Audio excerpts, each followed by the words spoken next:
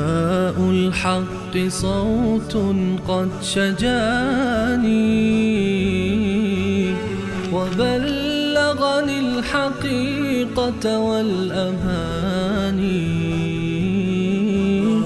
وكان لي السبيل إلى المعالي ونورا للهداية والبيان.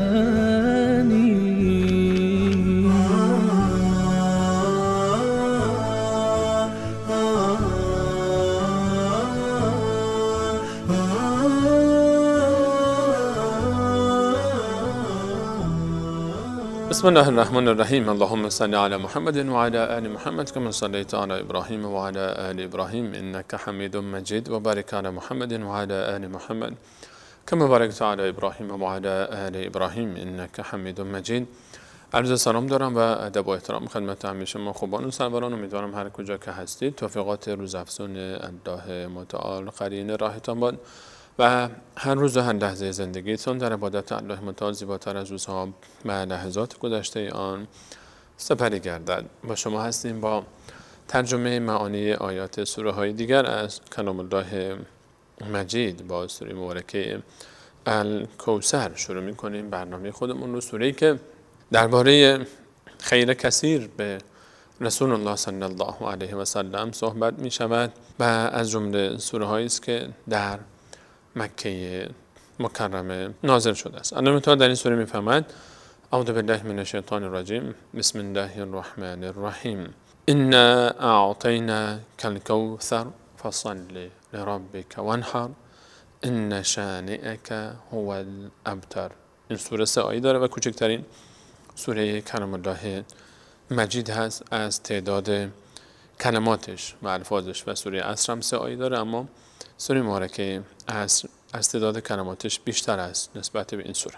الله تعالی در این سوره میفرماید: انا اعطیناک الکوثر انا اعطیناک الکوثر. من الله با عظمت به تو ای پیامبر من خیر کثیر دادم. شأن نزول این سوره رو مفسرین گفتن که وقتی که رسول الله علیه السلام فرزندانشون عبدالله و قبل از اون قاسم رضی الله عنهما از دنیا رفتند، مشرکین مکه میگفتند که این انسان ابتر است، یعنی از اون نسلی نخواهد ماند و خاتمه پیدا میکنه نسلش، چون فرزندی پسری ندارد و این رو یک نوعی طعنی میدانستند در رسول الله علیه السلام. الله تعالی در این سوره فرمود: نگران نباشه پیامبر من به تو خیر کثیر دادم، من به تو خیر کثیر عطا کردم. و درباره کوثر برخی از مفسرین گفتن چشمه است و نهری است در جنت، که نهری است که دو طرف آن سنگ‌هایی است از طلا و کف آن لؤلؤ و مروارید و آب آن سفیدتر از شیر و شیرین‌تر از عسل و جریان داره در جنت الفردوس. و همچنین گفتند نام حوضی است در صحرای محشر به اسم حوض کوثر که رسول الله علیه السلام در کنار آن ایستادند و به پیروان خود آب می نوشانند و تعداد نیمکاسه هایی که آنجا گذاشته شده تا از این حوض بخورند مسلمانان به تعداد ستارگان آسمان است. و خیر کثیر هم به معنای عمومش برای رسول الله علیه السلام وجود داره، چون واقعا الله متعال بهشان خیر کثیر داد در تمام زندگی. و کان فضل الله علیک عظیما. و فضل الله تعالی بر توی پیامبر من بسیار عظیم بوده است و خیر کثیری الله متعال و مهمترینش قرآن کریم و رسالت الله متعال، ارتباط با ملائکه، انتخاب شدن از طرف الله متعال و صدها و صدها صفت نیکو و خیری که الله متعال به رسول الله علیه السلام داده است. فصل لربک، پس به شکرانه این خیر کثیری که الله متعال به تو داده است نماز بخوان. این خلاصه عبادت های جانی است. فصل لربک، شکرگزار باش با عبادت. هر جا خیری به انسان داده میشه باید انسان از این آیه الگو بگیرد و شکرگزاری کنه با عبادت و مهمترینش نماز.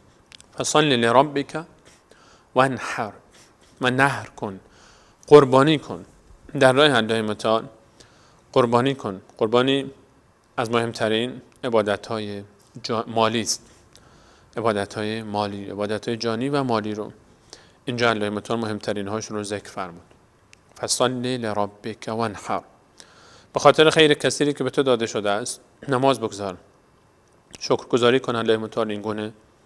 وانحر، و قربانی کن و پیش الله متعال. این قربانی صدقه داده میشه به مساکین و ایتام و انسان به خاطر نعمتی که الله تعالی به او داده دل بندگان دیگری رو شاد میکنه و شایسته است انسان هر وقت خیری به او میرسه صدقه بده بر اساس این آیات و نماز بخوانه، نماز شکر بخواند و صدقه شکر به جا کنه به خاطر خیری که به او رسیده است تا شکرگزار نعمت الله متعال باشه. فصل لربک وانحر ان شانئک هو الابتر. همانا دشمن بدخواه تو که این حرف رو میزنه که تو ابتر هستی، یعنی نسل تو منقرض میشود. هو الابتر.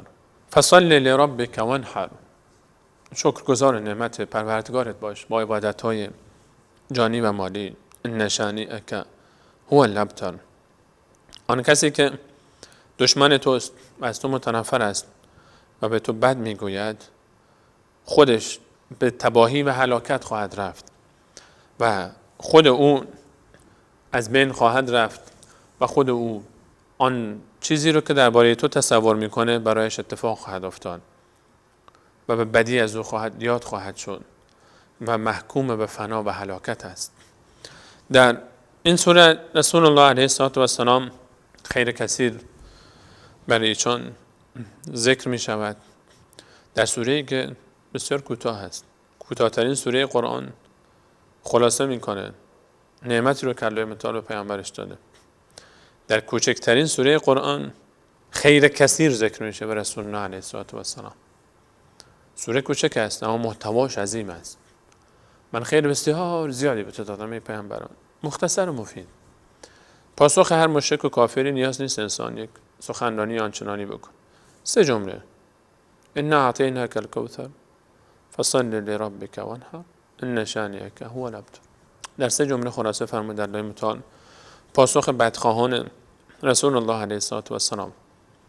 در سوره بعدی، سوره کافرون، الله متعال به رسول الله صلی الله علیه و سلم تاکید می‌فرماید تا محکم باشه بر اصول اعتقادی خود، پایبندی بر اصول اعتقادی، دستور به امت در استقامت و ثبات در راه دین و اعتقاد و کوتاه نیامدن در مسئله دین و اعتقاد. اعتقاد مسئله نیست که انسان تنازل بکنه از او و کوتاه بیاد و بخواد به کسی باج بده در این میدان. سوره مبارکه کافرون یا سوره قل یا یکی از سوره‌هایی که با قل شروع میشه. 5 سوره در قرآن کریم با قل شروع میشه این سوره است و 3 سوره آخر، سوره اخلاص، سوره فلق، سوره ناس و همچنین سوره مبارکه جن، و نشان از اهمیت موضوع این سوره ها داره. سوره کافرون رو رسول الله علیه السلام پیوسته در نماز طواف که بعد از طواف کعبه استفاده میشه، نماز خوانده میشه. سوره کافرون رو در رکعت اول و سوره اخلاص رو در رکعت دوم میخواندن. همچنین در نماز استخاره فرمودن سوره کافرون و سوره اخلاص رو بخوانید و همچنین در 2 رکعت نماز صبح سوره کافرون و اخلاص رو میخواندن و همچنین در نمازهای وتر سوره کافرون و اخلاص جزء 3 تا سوره هایی بود که به همراه سوره اعلی خوانده میشد. این سوره ها از جمله سوره هایی است که زیاد خوانده میشه. سوره کافرون یکی از این سوره هاست چون خیلی مهمه، چون نشان از اهمیت موضوع استقامت و ثبات در بحث اعتقاد داره که انسان در اعتقاد نباید کوتاه بیاد و نباید تنازل بده به کسی. شأن نزول این سوره این است که کافران آمدن به محضر رسول الله علیه السلام و گفتن که یا رسول الله، البته اونا که قبول نداشتن، یا محمد. شأن نزول این سوره مبارکه این هست که کافران آمدن به محضر رسول الله علیه السلام و گفتن محمد بیا ما تو با هم یک تفاهمی بکنیم. آن اینکه 1 سال ما دین تو رو عبادت میکنیم، آنچه که تو میگی 1 سال تو با ما عبادت کن مثل ما، تا ما از آن خیری که احیانا اگر در دین تو هست بی بهره نمانیم و تو هم از اونجا که نزد ما هست و خیر هست بی بهره نمانیم و هر دو از هم استفاده بکنیم. یک سال ما دین تو رو میپذیریم، یک سال تو بیا به دین ما، یعنی مشترکاً تقارب ادیان. آن چیزی که امروزه داره شعار داده میشه تقارب ادیان، یعنی که بیایم با هم دیگه بپذیریم هم دیگه رو، همه قبول کنیم. آقا همه میرن بهشت، هر کی خدا رو قبول داشته باشه میره بهشت. مشرک مکه خدا رو قبول داشت. ابو جهل و ابو لهب ولا ان سالتهم من خلق السماوات والارض ليقولون الله. الله تعالی میفرماید پیامبر من اگه ازشون بپرسی، ابو جهل، ابو لهب، قطب شیبه، سران شرک کفر و مشرکین مکه، کی خالق آسمان ها و زمین است، حتما خواهند گفت الله. بوان خالق، مالک، مدیر و مدبر عالم قبول داشتن الله متعال. مشرک مکه رسول الله علیه السلام در پاسخ چه فرمود؟ الله متعال فرمود اینجوری به اینا بگو. اون الله رو قبول داشتن، اینجوری نبود قبول نداشته باشن. امروز هم میگن مسیحی ها خدا رو قبول دارن، یهودی ها قبول دارن، دلیل نمیشه که قبول دارن ولی مشرکن. بعضی از مخلوقات الله متعال رو در صفاتی به الله متعال شریک کردن. مشکل ما اینه. قرآن رو قبول دارن کتاب آسمانی آخرالزمان است. خب اگه قبول دارن پس دست بردارن از اون شرک و کفریات خودشون. رسول الله علیه السلام برای اونها این سوره رو خوند. بسم الله الرحمن الرحیم. الله متعال فرمود قل، بگو ای پیامبر من، یا ایها الکافرون، ای کسانی که کافر شده اید. مستقیم رسول الله علیه السلام رفت در جمع آنها و فرمود ای کافران، با بدترین تعبیری که میشد استفاده کرد. قرآن فرمود کافر. حالا بعضی میگن شما تکفیری هستید، چرا میگید کافر؟ قرآن فرمود کافر. قرآن میفرماید هر کسی که مشرک باشه و به امر الله متعال با وجودی که الله متعال قبول داشته باشه ولی بگه یا فلان مدد یا فلان مدد، به نیت باشه که اونها بین اون و الله تعالی شفاعتش رو میکنن و صاحب اختیار در عالم هستن، مشرک است، کافر است. قرآن گفته کافر، قرآن فرموده کافر. حالا ما نگیم کافر، ما چی بهش بگیم؟ ما بهش چی بگیم؟ بگیم برادر چی؟ بهش بگیم شما میری بهشت؟ کافر میره بهشت؟ الله میفرماید کافرون، قل یا ایها الکافرون. این کافر رو به کی گفت؟ مشرک مکه الله تعالی رو به عنوان خالق، مالک، مدیر و مدبر عالم قبول داره. به کعبه احترام داره. ابراهیم رو قبول داشت و حج هم میکرد، اما شرک داشت. میگفت هؤلاء شفاعنا عند الله، یا فلان مدد یا فلان مدد هم میگفت. مشکل رسول الله علیه السلام با اونها این بود که میگفت فقط بگید یا الله شایسته حاجت خواستن است. من میگفتن نه، فلانی هم هست. الله متعال فرمود قل یا ایها الکافرون، بگو ای کافران، لا اعبد ما تعبدون، من نمیپرستم آنچه شما میپرستید. لا اعبد، من نمیپرستم چه الان چه آینده، آنچه که شما میپرستید در الان و آینده من نمیپرستم. ولا انتم، و نه شما عابدون پرستشگر هستید آنچه من میپرستم. شما هم آنچه من میپرستم رو نمیپرستید. من نمیپرستم آنچه شما میپرستید و شما هم پرستشگر آنچه من میپرستم نیستید. یعنی الله متعال به وحدانیت. ولا انا عابد، و نه من میپرستم ما عبدتم، آنچه شما قبلا میپرستیدید. من نه آنچه الان میپرستید، نه آنچه آینده میپرستید، نه آنچه گذشته میپرستیدید، نه الان، نه گذشته، نه حال نمیپرستم. یعنی در همه حالتها رسول الله علیه السلام از خود این چیز رو منتفی کرد. در اینجا که فرمود لا اعبد ما تعبدون، من نمیپرستم آنچه که شما میپرستید الان و آینده، فعل مضارع استفاده شده. الان و آینده آنچه شما میپرستید، من نه الان نه آینده آنچه شما میپرستید رو نمیپرستم. ولا انا عابد، و من هرگز نپرستیدم آنچه شما قبلا میپرستید. نه قبلا میپرستیدم آنچه شما میپرستید، نه الان میپرستم آنچه شما میپرستید، و نه در آینده خواهم پرستید آنچه را که شما میپرستید. نه گذشته، نه حال، نه آینده. در هیچ حالی از حالات، در هیچ وجهی از من الوجوه من هرگز این رو نمیپذیرم. در هیچ حالتی من قبول نمیکنم. ولا انتم عابدون ما اعبد، و شما هم نمیپرستید آنچه من میپرستم. شما عبادت گزار آنچه من میپرستم نیستید. شما هم نمیپرستید. گذشتم نمیپرستید، الان هم نمیپرستید، اما آینده این احتمال وجود داره که بپرستن. شما هم نمیپرستید. لکم دینکم ولی دین، شما دینتون براتون و من دینم برای خودم. این که من بیام دینم رو با شما نصف کنم، یک وقتی من یک وقتی شما، نه نمیشه. یه چیزی از شما بگیریم، یه چیزی من از شما بگیرم، یه چیزی شما از ما بگیرید. نه، کافر از مسلمان اگر چیزی بگیره چیزی از دست نداده، از بطلانش باطله دیگه، سر تا پاش باطله. اگر کافر در برابر مسلمان از آنچه که اصولش از مبادی اون هست یک شیئی رو تنازل بده، چیزی رو از دست نداده، چون همش کفر و شرک است و باطل است. اما مسلمان اگر کوچکترین شیئی رو تنازل داد، تمام آنچه که داره رو از دست داده. شما مسلمان تجزیه پذیر نیست. با صراحت کامل، ایها الکافرون، ای کافران، من نمیپرستم، چه الان چه آینده آنچه میپرستید شما هم نمیپرستید، شما هم قبول نمیکنید. الکی که میگید ما یک سال ما میپرستیم یک سال شما بپرست، شما هم قبول نمیکنید. این دروغ است.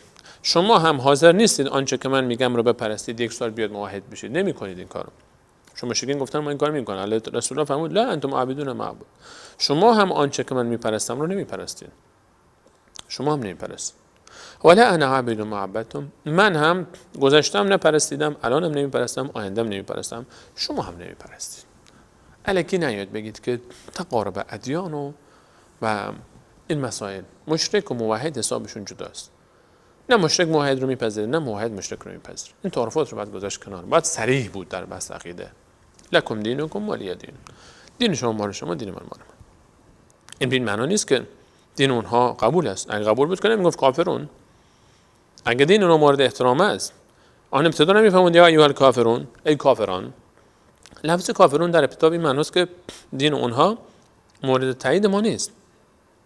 فقط ما کاری به دین شما نداریم. شما دینتون داشته باش. میخوای قبول کن، میخوای قبول نکن. ولی من دینم رو با شما شریک نمیکنم. تنازل نمیدم در اعتقادم با شما. من در آنچه که اعتقاد دارم کوتاه نمیام.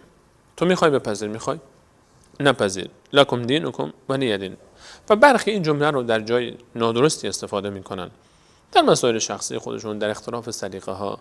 آقا لکم دینکم ولی دین. شما دینتون داشته باش، من دینم. قرآن نمیده برای اینکه ما هر جای استفاده بکنیم تعبیرش. این یک بحث اعتقادی است.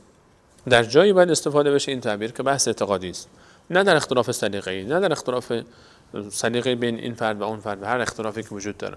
الله متعال بعد از سوره کافرون برای ما سوره نصر رو ذکر می‌فرماید. ارتباط این دو سوره با هم عجیب است. سوره نصر بعد از سوره کافرون نشان از این داره که وقتی شما در برابر کافران استقامت کامل داشته باشید، در عقیده خودتون با صراحت کامل مطرح بکنید عقیده خودتون رو و اصرار و پافشاری بر عقیده خود داشته باشید و کوتاه نیاید در عقیده خودتون، نتیجهش فتح و پیروزی و نصرت است. سوره کافرون بعد سوره فتح آمده، یعنی این که شما در برابر کافران در عقیده خودتون کوتاه نیاد، استقامت بکنید، تنازل ندید، نپذیرید، اونها رو به رسمیت نشناسید، نتیجهش پیروزی خواهد بود. گرچه سوره نصر در مدینه نازل شده و سوره کافرون در مکه نازل شده و از اوایل سوره است که در مکه نازل شده و سوره نصر از آخرین سوره هایی که در مدینه منوره نازل شده و برخی میگن آخرین سوره که به صورت کامل نازل شده سوره نصر است. نتیجه این استقامت سوره کافرون رو ما دیدیم در مدینه، در سوره نصر که بعد سوره کافرون به ترتیب سوره کافرون می‌بینیم اینا وقت نزولشون خیلی فرق می‌کنه. این در مکه اوایل مکه و اون در اواخر مدینه نازل شده و بین این دو سوره حدود 20 سال فاصله است. ولی پشت سر هم قرار گرفتنشون در قرآن نشان از این داره که ببینید استقامت بر مسیر توحید و استقامت در اعتقاد، وقتی بر اعتقادتون محکم باشید و تنازل ندید و نپذیرید خفت و خاری رو، نتیجهش پیروزی است و بهترین نمونهش پیامبر شماست. اون موقعی که این سوره در مکه نازل شد کافرون، تا اون موقعی که سوره نصر در مدینه نازل شد و بعد از اینکه فتح مکه رو که فتح کرده بودن، چگونه فتح کردن، همین مشرکین مکه چگونه آخر شهر رو تسلیم کردن و همشون هم مجبور شدن که در فتح مکه اونایی که باقی مونده بودن مسلمان بشن. در سوره نصر الله متعال می‌فرماید بسم الله الرحمن الرحیم. این سوره النصر، سوره است که به معنای پیروزی است و یاری الله متعال. یاری وقتی میاد که بعد از کافرون است، یاری بعد از استقامت در عقیده است. عقیده رو محکم کن، الله تعالی تو یاری میکنه. توحید باش، موحد باش، یاری میشه. الذين آمنوا ولم يلبسوا ایمانهم بظلم اولئک لهم الامن وهم مهتدون. کسانی که ایمان بیارن و ایمانشون رو با ظلم که همان شرک است آمیخته نسازند، اونها امنیت دارن و اینها هدایت یافته‌اند و اینها پیروز میشن. در آیه 82 سوره مبارکه انعام فرمود الله متعال در سوره مبارکه نصر که از آخرین سوره هایی است که آخرین سوره است که بر رسول الله علیه الصلاه و السلام به صورت کامل نازل شده است و 3 آیه است، سه تا سوره سایه‌ای داریم، سوره کوثر، سوره نصر و سوره عصر. این سوره نشانگر پایان کار رسول علیه السلام بود و ابن عباس رضی الله عنه می‌فرماید این سوره است که خبر از مرگ رسول الله علیه السلام داشت. برای ما غیر مستقیم، چون محتوای سوره اشاره به این داشت. در این سوره الله متعال می‌فرماید بسم الله الرحمن الرحیم اذا جاء نصر الله والفتح، آن لحظه‌ای که می آید به سراغتان پیروزی، یاری الله متعال و نصرت الله متعال و فتح و پیروزی بزرگ که اشاره به پیروزی مکه دارد، پیروزی مکه مکرمه و فتح مکه مکرمه. این آیات اشاره به فتح و پیروزی مکه مکرمه دارد. اذا جاء نصر الله والفتح، وقتی که به سراغ تو می آید پیامبر من، یاری الله متعال و نصرت او و فتح و پیروزی بزرگ مکه مکرمه.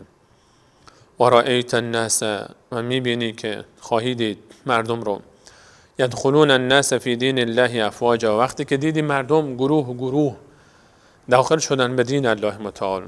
وقتی مکه فتح شد دیگر قبایل اطراف مکه گفتن دیگه باید ایمان آورد. الان اهل حرم هم ایمان آوردن، تسلیم شدن به این دین. اصحاب فیل رو چطور الله متعال از بین برد در سال تولد این پیامبر چطور تونست که مکه رو هم فتح بکنه و همه رو به این دین داخل بکنه. قبایلی که باقی مانده بودن همه گروه ایمان می آوردن، دیگه فرد ایمان نمی آوردن، دسته می آمدن و ایمان می آوردن. ای پیامبر من، وقتی پیروزی الله تعالی فرا برسد و نصرت و پیروزی او شما رو فرا بگیرد، اون فتح عظیم پیش روی شماست و مردم دسته به دین اسلام داخل شوند، فسبح بحمد ربک، پس تسبیح و حمد الله متعال رو به جای آور، تشکر کن از پروردگارت، تسبیح و حمد او رو بگو، او رو از هر گونه عیب پاک بدار و در تسبیح خود ذات او، صفات او و افعال او رو به نحوی تقدیس کن و تحمید کن که شایسته اوست. و استغفره، و استغفار کن. استغفار در پایان کار، هر وقت که کاری انجام میدی آخرش استغفار است. نماز میخوانیم بعدش میگیم استغفر الله استغفر الله. روزه میگیریم بعد استغفار بکنیم. بعد از حج استغفار است. بعد از عبادت‌های بزرگ استغفار است. تا اگر کوتاهی در این عبادت بود الله متعال ما را ببخشد.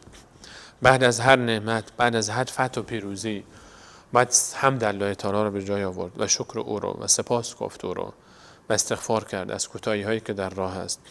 انه کان توابا، چرا که الله متعال بسیار بخشنده است. انه کان توابا، الله متعال بسیار توبه پذیر است و بسیار بخشنده است و میبخشد و توبه شما رو قبول میفرماید. توبه بکنید. این سوره وقتی که نازل شد عبدالله بن عباس میفرماید فهمیدیم که وفات رسول الله علیه السلام نزدیک است، چون نصر الله تعالی و پیروزی بزرگ در راه است و بعد از اون که فرمود مردم گروه به گروه و دسته به دسته به اسلام داخل می شوند، به این معناست که دیگر وظیفه رسالت رسول الله علیه السلام به پایان رسیده و وقتی وظیفه به پایان رسید به این معناست که مرگ نزدیک است و باید تحمید کرد و حمد گفت و استغفار کرد و امیدوار بود به پذیرفتن توبه توسط الله متعال.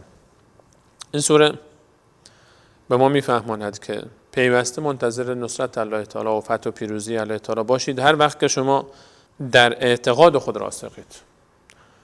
وقتی این سوره جواب میده که ما سوره قبلش رو سوره کافرون رو فهمیده باشیم و عمل کرده باشیم. از کافرون شروع میشه. رفتار ما با کافران، مشکل ما با کافران اعتقادی است. کافر ما باید بهش بگیم که نه ما اون چیزی میپرستیم که تو میپرستی و نه تو میپرستی آنچه من میپرستم. دین من برای من خط سرخ است. استقامت داشته باشیم و بعد نتیجهش فتح و پیروزی است و نصرت است و دسته دسته میبینیم جاهایی که استقامت در دین است. دسته دسته مردم مسلمان ها روز به روز بیشتر و بیشتر به اسلام داخل میشن و به این دین عظیم داخل میشن و اینجاست که باید شکر الله تعالی رو به جای آورد.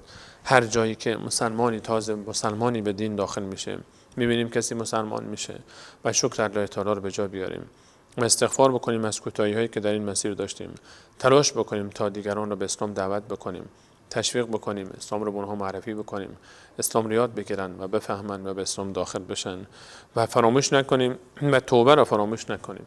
در آخرین سوره‌ای که نازل شده بر رسول الله صلی الله علیه و سلم در پایان این سوره انه کان واستغفره انه کان توابا. استغفار کنید که پروردگار شما بسیار توبه پذیر است، شما رو میبخشه. گویا کلام متعال در آخرین سوره‌ای که نازل شده در پایانش میفرماید آخرین کار زندگی شما این باشه، همیشه استغفار کنید، توبه کنید، با توبه برگردید به اون دنیا پیش الله متعال. فراموش نکنید پایان زندگی شما توبه باشد. همیشه در فتح و پیروزی سرمست نشید، در شادیاتون، در مصیبت ها که انسان همیشه به یاد خدا میفته چون مجبوره. هنر اینه که در شادی، در پیروزی، در نصرت الله را فراموش نکنه. در این نصر الله تعالی و پیروزی الله تعالی فرمود تسبیح بگید، استغفار کنید. مثلا وقتی پیروزی میاد، وقتی خوشحالی میاد، وقتی نعمت میاد، وقتی عروسی هست، وقتی خوشبختی هست، وقتی سعادت هست، وقتی فلاح و رستگاری هست، انسان احیانا از کوره در میره، گناه میکنه و معصیت میکنه، تمرد میکنه، ناشکری میکنه. وقتی که شادی اومد قدر نعمت رو بدانید و شکر گزارش باشید. تمرد نکنید، گناه نکنید، معصیت نکنید. جای پیروز شدید معصیت نکنید، گناه نکنید. پیروزی معناش این نیست که ما گناه بکنیم. پیروزی بعد شکر کرد، بعد هم در الله تعالی رو به جای آورد، بعد استغفار کرد از کوتاهی‌هایی که شده، بعد استغفار کرد اگر گناهی از ما سر میزنه در بعض پیروزی ها و بعد از موفقیت ها، و باید همیشه آماده باشیم برای برگشت پیش الله تعالی و از او بخواهیم که ما رو ببخشه. انه کان توابا. آخرین آیه از آخرین سوره‌ای که نازل شده بر رسول الله علیه السلام، البته این آخرین آیه قرآن نیست که نازل شده، بلکه آخرین سوره است و آیات دیگری بعد از این آیات نازل شده است، ولی در این سوره آخرین آیهش بحث توبه است و آخرین آیه‌ای که نازل شده بنا به قول صحیح‌تر آیه 281 سوره مبارکه بقره است که باز همونجا بازگشت به الله تعالی مطرح است. واتقوا یوما ترجعون فیه الی الله. بترسید از آن روزی که پیش الله تعالی باز می‌گردید.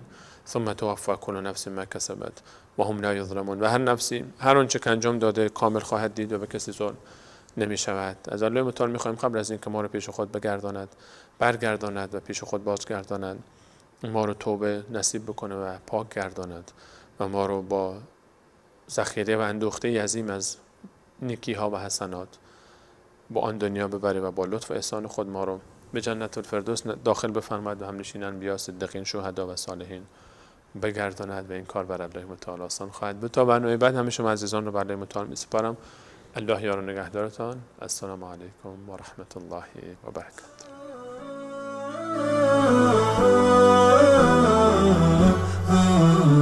نداء الحق صوت قد شجاني وبلغني الحقيقة والأماني وكان لي السبيل إلى المعاني